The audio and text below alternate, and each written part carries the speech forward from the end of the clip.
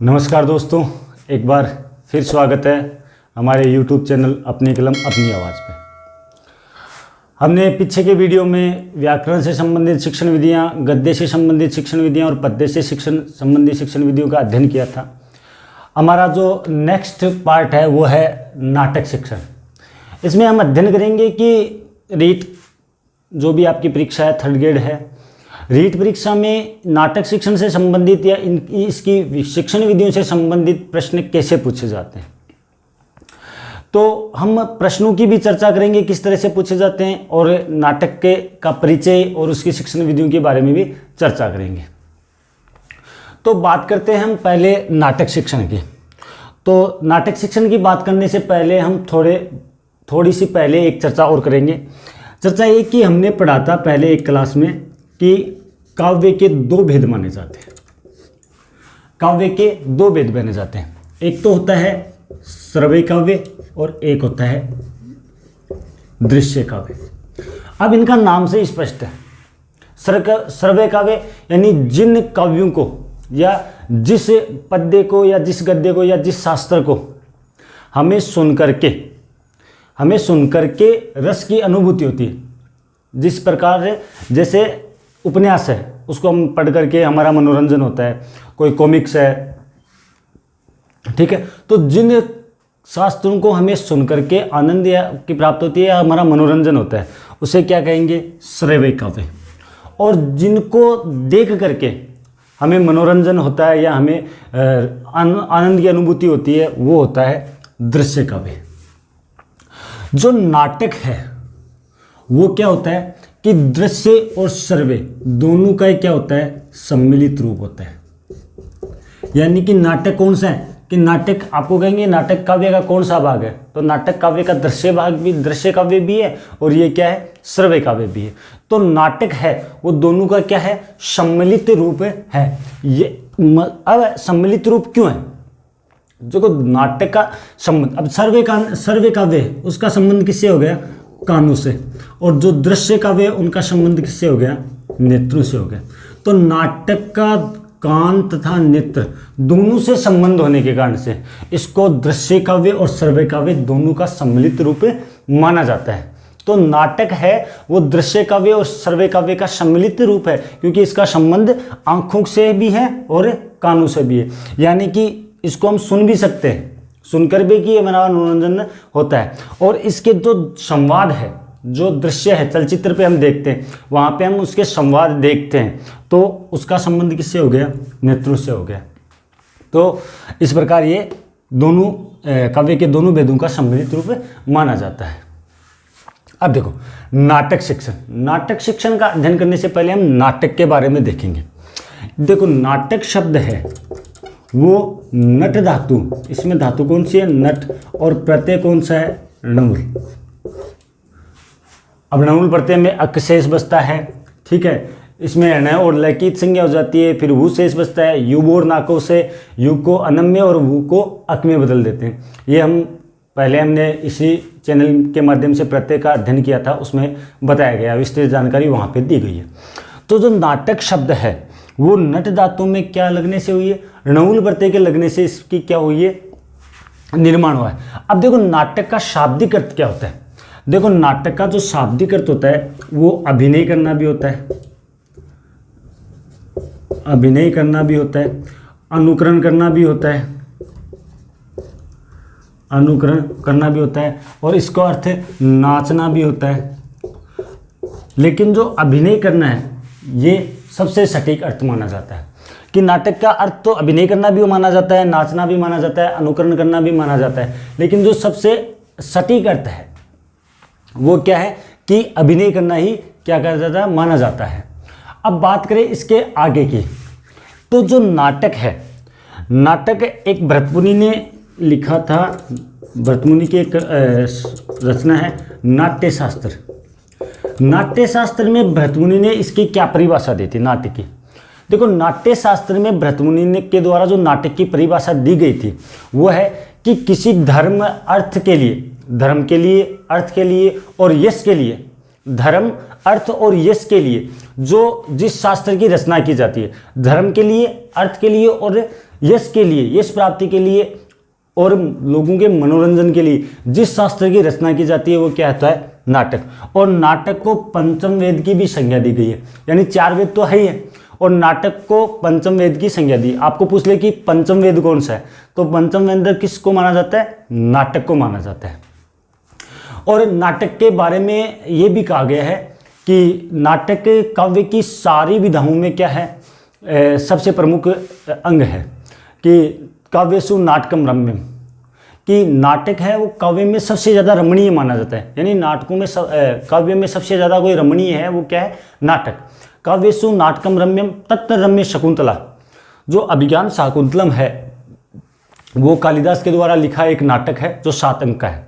ठीक है, काव्यसु नाटकम रम्यम तत्र रम्यम शकुंतला, कि अभिज्ञान शाकुंतलम है वो सबसे ज़्यादा रमणीय नाटक माना जाता है।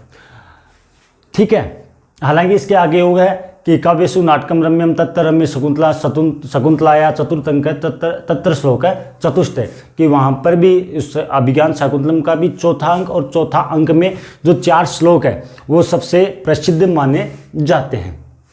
तो नाटक को पंचम वेदी में माना जाता है। नाटक शब्द नट धातु में नवुन प्रत्यय के लगने से हुई है, जिसका अर्थ होता है अभिनय करना, नाचना और अनुकरण करना भी माना जाता है। अब बात करें आगे, तो इसकी हम आगे बात करें तो आगे बात करते हैं, उसमें बात करेंगे कि भरत मुनि ने नाटक के कुछ उद्देश्य बताए हैं कि नाटक के उद्देश्य क्या है। तो भरत मुनि ने देखो नाटक के 3 उद्देश्य बताए भरत मुनि के द्वारा नाटक के कितने उद्देश्य बताए गए? 3 उद्देश्य बताएंगे। और वो 3 उद्देश्य क्या क्या है? पहला तो है हितोपदेश जननम, हितोपदेश जननम। अब देखो हितोपदेश जननम का अर्थ क्या होता है कि भरत मुनि ने नाटक के 3 उद्देश्य बताए थे, उसमें सबसे पहला है हितोपदेश जननम, यानी कि व्यक्ति और समाज, व्यक्ति और समाज, व्यक्ति के लिए और व्यक्ति जिस समाज में निवास करता है उस समाज के लिए, यानी व्यक्ति और समाज दोनों के कल्याण के लिए क्या देना? उपदेश देना। कि व्यक्ति और जो व्यक्ति जिस समाज में रहता है उन दोनों को कल्याण के लिए क्या करना? उपदेश देना। दूसरा आता है विश्रांति जननम, विश्रांति जननम। पहला उद्देश्य भरत मुनि के अनुसार था हितोपदेश जननम, दूसरा उद्देश्य वो है विश्रांति जननम, यानी व्यक्ति और समाज इन दोनों की शांति के लिए उपदेश देना। हितोपदेश कल्याण के लिए उपदेश देना, विश्रांति शांति के लिए उपदेश देना। तीसरा जो उद्देश्य बताया गया था वो बताया गया था विनोद जननम, विनोद जननम, यानी कि व्यक्ति और समाज के मनोरंजन के लिए क्या किया जाता है? नाटकों की रचना की जाती है, कि जिस शास्त्र के द्वारा व्यक्ति और समाज दोनों का मनोरंजन हो वो क्या हो जाता है? विनोद जननम। ये बताए गए थे भरत मुनि के द्वारा 3 उद्देश्य। अब सीधा सा प्रश्न ये आता है कि नाटक का मुख्य उद्देश्य क्या है? नाटक का मुख्य उद्देश्य, तो मुख्य उद्देश्य है वो है संस्कार। आपको पूछे कि सीधा सा प्रश्न आए कि मुख्य उद्देश्य क्या है, तो क्या आ जाएगा? संस्कार शिक्षण, कि बालकों में या व्यक्तियों में या समाज में क्या करना? संस्कार शिक्षण, यानी संस्कारों का अध्ययन करना ही क्या कहलाता है? नाटक का मुख्य उद्देश्य माना जाता है। तो ये तो थे नाटक के उद्देश्य। ठीक है, इसके बाद आगे की चर्चा करें हम, जिसके आगे की हम चर्चा करेंगे कि इसमें नायक की क्या भूमिका होती है, प्रकृतियाँ क्या होती है और क्या होती है, इनके सारों के बारे में हम विस्तार से चर्चा करेंगे। बात करें हम इसके आगे, तो देखो रूपक एक आता है रूपक। रूपक के क्या माने जाते हैं? 10 वेद माने जाते हैं, उसमें आख्यायिका सारे आ जाते हैं। तो रूपक के क्या हो जाते हैं? 10 वेद माने जाते हैं। और 10 वेद में क्या है? नाटक है वो सबसे प्रमुख अंग माना जाता है, सबसे प्रमुख माना जाता है। और नाटक में भी नाटक की जो कथा वस्तु है वो सबसे प्रमुख मानी जाती है। इससे पहले हम एक चीज़ चर्चा और करेंगे। देखो नाटक और आख्यायिका दोनों अलग अलग होते हैं। देखो आख्यायिका होती है, आख्यायिका, आख्यायिका कह सकते हैं या कथा कह सकते हैं। तो आख्यायिका और नाटक, देखो आख्यायिका होती है वो पूरी की पूरी कवि कल्पित होती है, उसमें कोई सच्चाई नहीं होती है। लेकिन जो नाटक होता है वो कवि की पूर्णतः कल्पना नहीं होती है, ठीक है। उस पूर्णतः कल्पना भी हो सकती है, इसमें कुछ अलग भी कवि कल्पित हो सकता है, लेकिन कुछ अंश मात्र ही कवि कल्पित होगा नाटक में। बाकी लगभग पूरा नाटक क्या होगा, ऐतिहासिक घटना पे आधारित या सच्ची घटना पे आधारित माना जाता है। अब देखो नाटक में क्या होता है कि नाटक सबसे प्रमुख हो गया रूपक, रूपक में के 10 भेद होते हैं, 10 भेदों में नाटक सबसे प्रमुख हो गया। अब नाटक में भी क्या प्रमुख है कि नाटक की जो कथा वस्तु है वो सबसे ज़्यादा महत्वपूर्ण होती है। अब कथा वस्तु के आधार पर ही नाटकों के भेद किए जाते हैं। तो कथा वस्तु के आधार पर नाटक के कितने भेद माने जाते हैं, कथा वस्तु के आधार पर नाटक के 3 भेद माने जाते हैं। कथा वस्तु के आधार पे नाटक के 3 भेद माने जाते हैं। पहला तो होता है प्रख्यात, प्रख्यात, दूसरा होता है उत्पाद्य। अब देखो प्रख्यात नाटक और उत्पाद्य नाटक, और एक होता है मिश्र नाटक। अब इन तीनों में फर्क क्या है, देखो सबसे पहले इनकी मिश्र से तो हमें पता चलता है कि इन दोनों का मिश्रित रूप होगा, वही मिश्रित हो जाएगा, ठीक है। अब देखो उत्पाद्य, उत्पाद्य का मतलब उत्पन्न होना, उत्पन्न होना यानी कवि की कल्पना से जो विषय वस्तु या जो कथा वस्तु उत्पन्न होती है वो किस श्रेणी में आ जाएगा, उत्पाद्य। प्रख्यात कि किसी ऐतिहासिक घटना पे आधारित यदि कोई नाटक है वो क्या आ जाएगा, प्रख्यात नाटक। तो किसी ऐतिहासिक घटना पे आधारित नाटक है वो प्रख्यात हो जाएगा। कवि कल्पित है, कवि कल्पित, वो क्या हो जाएगा, उत्पाद्य। और इन दोनों का जो मिश्रित रूप है वो कौन सा हो जाएगा, मिश्र नाटक। तो कथा वस्तु के आधार पर नाटक के 3 भेद हो गए, प्रख्यात, उत्पाद्य और मिश्र। अब बात करें हम इसके आगे की, तो यहां तक हमने अध्ययन किया था। यहां हमें इसको थोड़ा विस्तार से पढ़ना है, क्योंकि कई बार रीट की परीक्षा में ऐसे प्रश्न पूछ लिए जाते हैं कि कथा वस्तु के आधार पर नाटक के कितने भेद होते हैं, ठीक है।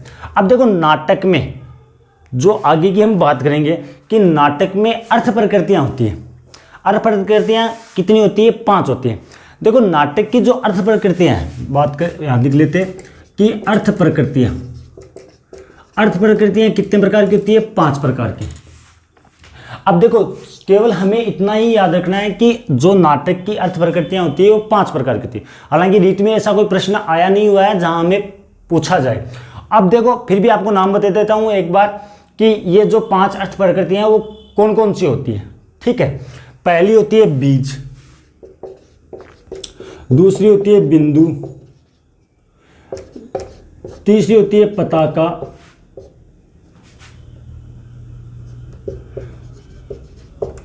बीज, बिंदु, पताका, प्रकृति और कार्य, ये 5 प्रकार की अर्थ प्रकृतियां होती है। लेकिन हमें केवल इतना ही याद रखना है कि नाटक में जो अर्थ प्रकृतियां होती है वो कितने प्रकार की होती है, 5 प्रकार की होती है, ठीक है। उसके बाद में नाटक में जो सबसे मुख्य महत्वपूर्ण चीज होती है, एक तो कथा वस्तु हो गई, कथा वस्तु के बाद में होता है नायक। नायक होता है वो कथा वस्तु के बाद में सबसे ज्यादा महत्वपूर्ण होता है, और नायक के अनुसार जो नाटक के भेद होते हैं या जो नाटक की अवस्थाएं होती है, नायक के अनुसार जो नाटक की अवस्थाएं होती है वो भी कितनी होती है, 5 होती है। हमें केवल इतना ही याद रखना है कि अर्थ प्रकृतियां भी 5 होती है और नायक के अनुसार नाटक की अवस्थाएं भी कितनी होती है, 5 होती है, ठीक है। उसके बाद में हम बात करें कि इसमें नाटक में संधियां कितनी होती है, संधियां भी 5 होती है, जैसे मुख, प्रतिमुख। लेकिन हमें ये इतनी बड़ी याद नहीं रखनी, हमें इतनी याद रखनी है कि नाटक में संधियां कितनी होती है, 5 संधियां होती है, ठीक है। तो नाटक की अर्थ प्रकृतियां भी 5 हो गई, नायक के अनुसार नाटक की अवस्थाएं भी 5 हो गई, और संधियां भी कितनी हो गई, 5 हो गई। अब इसके बारे में बात करते हैं कि नाटक में अंक कितने होने चाहिए। तो प्रत्येक अवस्था को बताने के लिए 1 अंक होना चाहिए, ठीक है। कम से कम 1 अंक और ज़्यादा से ज़्यादा 2 अंक। तो अवस्थाएं कितनी है, 5, यदि हम एक अंक में एक अवस्था बताते हैं इसका मतलब 5, और ज़्यादा से ज़्यादा हम 2 भी बता सकते हैं, यानी अधिकतम 10। तो नाटक, प्रत्येक नाटक में कम से कम 5 अंक और ज़्यादा से ज़्यादा कितने होते हैं? 10 अंक हो सकते हैं। कम से कम कितने अंक होने चाहिए? 5 अंक होने चाहिए, और ज़्यादा से ज़्यादा कितने होने चाहिए? 10 अंक होते हैं। यानी 10 अंक के ऊपर है वो नाटकों में नहीं गिना जाएगा, और यदि 5 अंक से नीचे है तो वो क्या नहीं गिना जाएगा? नाटकों में नहीं गिना जाएगा। अब देखो, कुछ नाटक के प्रारंभ में और नाटक के अंत में कुछ श्लोक या कुछ पंक्ति लिखी जाती है। उन पंक्तियों के बारे में भी कई बार पूछ लिया जाता है। कई बार पूछ लिया जाता है कि भरत वाक्य है वो नाटक के अंत में लिखा जाता है, या जो नांदी है, ठीक है, वो नाटक के अंत में लिखा जाता है या प्रारंभ में लिखा जाता है, ठीक है। उसके बारे में हम बात करें तो सबसे पहले नाटक के प्रारंभ में जो मंगलाचरण लिखा जाता है, नाटक के प्रारंभ में जो मंगलाचरण लिखा जाएगा उसे क्या कहेंगे? नांदी लिखा है। क्या कहेंगे? नांदी। और नाटक के अंत में, एट लास्ट में जो लिखा जाएगा उसे क्या कहेंगे? भरत वाक्य। जो नाटक के प्रारंभ में लिखा जाता है, यानी मंगलाचरण के लिए या मंगल कामना के लिए जो लिखा जाता है उसे तो कहेंगे नांदी, और जो लास्ट में लिखा जाता है उसे क्या कहेंगे? भरत वाक्य। यहाँ तक हमने बात की। अब देखो आगे की हम बात करें कि नायक के भेद कितने होते हैं। तो देखो, नायक के भेदों की बात करें तो नायक के 4 भेद होते हैं। तो नायक के कितने भेद हो गए? नायक के 4 भेद हो गए। नायक के यदि भेदों की संख्या पूछी जाती है, अभी तक हमने वो जो बात की अर्थ प्रकृतियाँ हैं, अवस्थाएं हैं, वो 5 प्रकार की होती है, लेकिन नायक के भेद होते हैं वो 4 ही होते हैं। कौन कौन से होते हैं? पहला नायक होता है धीरोदात्त, धीरोदात्त। दूसरा नायक होता है धीरोदत्त। तीसरा होता है धीर ललित, और चौथा होता है धीर प्रशांत। धीर प्रशांत। जो नाटक में जो नायक की भूमिका है वो नायक होता है, वो उसके 4 भेद माने जाते हैं। 4 भेद कौन कौन से? एक तो धीरोदात्त, एक धीरोदत्त, एक धीर ललित और एक धीर प्रशांत। अब देखो ये इसमें कौन सा धीरोदात्त होगा, कौन सा धीरोदत्त होगा, और कौन सा धीर ललित होगा, कौन सा धीर प्रशांत होगा। तो देखो पहले जो हमने 3 लिखे थे, धीरोदात्त, धीरोदत्त और धीर ललित, ये जो नायक होता है वो हमेशा और हमेशा कौन से वर्ण का होता है? क्षत्रिय वर्ण का होता है। यानी जो क्षत्रिय वर्ण का होगा वो धीरोदात्त, धीरोदत्त और धीर ललित की श्रेणी में आएगा। और जो धीर प्रशांत है, धीर प्रशांत नायक है वो ब्राह्मण भी हो सकता है, और एक दूसरा वर्ण होता है और आता है वैश्य वर्ण। तो जो धीर प्रशांत श्रेणी का जो नायक है वो ब्राह्मण भी हो सकता है और वैश्य भी हो सकता है। लेकिन जो धीरोदात्त और धीरोदत्त और धीर ललित ये कौन से वर्ण से संबंधित आएगा? ये आएगा आपके क्षत्रिय वर्ण से संबंधित होगा। तो इस प्रकार नायक के 4 भेद माने जाते हैं। अब इसके बाद की चर्चा हम करें तो नाटक में जो अभिनय, नायक के द्वारा जो अभिनय किया जाता है, नायक के द्वारा जो अभिनय किया जाता है वो भी कितने प्रकार का होता है? 4 प्रकार का। अब देखो वो 4 प्रकार का कौन कौन सा होता है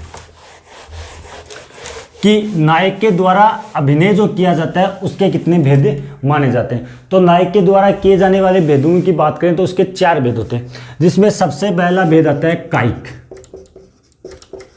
अब कायिक का मतलब काया से है, काया का मतलब शरीर, ठीक है।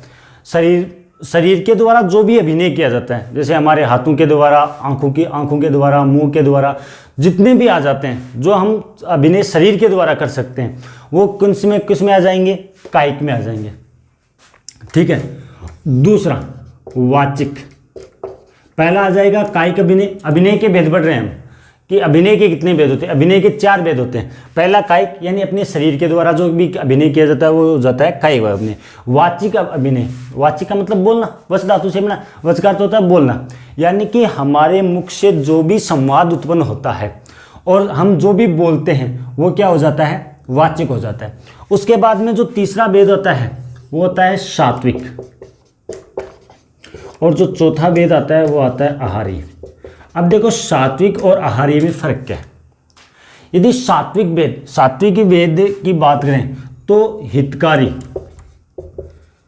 हितकारी या जो समाज और समाज के हित के लिए जो बातें बताई जाती है, हितोपदेश प्रद बातें जो बताई जाती है वो किस में आ जाएंगे, सात्विक। और आहार्य, आहार्य का मतलब जितनी भी कृत्रिम चीज़ें हैं, कृत्रिम चीज़ें जितने तलवार है, त्रिशूल है, धनुष है, बाण है, ये जितनी भी कृत्रिम चीज़ें हैं, रथ है, ठीक है, तो ये क्या है, किस में आ जाएंगी, आहार्य में। तो कायिक का मतलब शरीर के द्वारा किया गया अभिनय कायिक में आ जाएगा। वाचिक में मतलब मुंह से द्वारा बोला गया जो संवाद है वो वाचिक में आ जाएगा।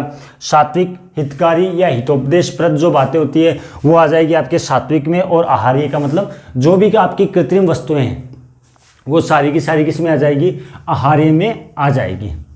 अब देखो यहाँ पे जो रीट में प्रश्न पूछा गया है वो नायक से संबंधित पूछा गया है। तो हमने नायकों के बारे में चर्चा की थी। नायक 4 प्रकार के होते हैं, ठीक है, धीरोदात, धीरोदत्त, धीर ललित और धीर प्रशांत। उसके बाद में हम वर्ण से संबंधित कि इसके नायक कौन से वर्ण से संबंधित होते हैं उसके बारे में भी चर्चा की थी। तो हमारी लगभग हमने जो रीट की दृष्टि से महत्वपूर्ण था वो सारा कुछ हमने अध्ययन किया था। इससे नाटक का ये तो एक सामान्य सा परिचय था। शिक्षण विधियों को हम आगे क्लास में पढ़ेंगे। यदि आपको इससे संबंधित कोई समस्या है तो आप कमेंट बॉक्स में अवश्य लिखें। और रीट की परीक्षा नज़दीक आ गई है तो अपना ज़्यादा से ज़्यादा जो कीमती समय है वो अपनी एग्ज़ाम में दें। धन्यवाद। जय हिंद, जय भारत।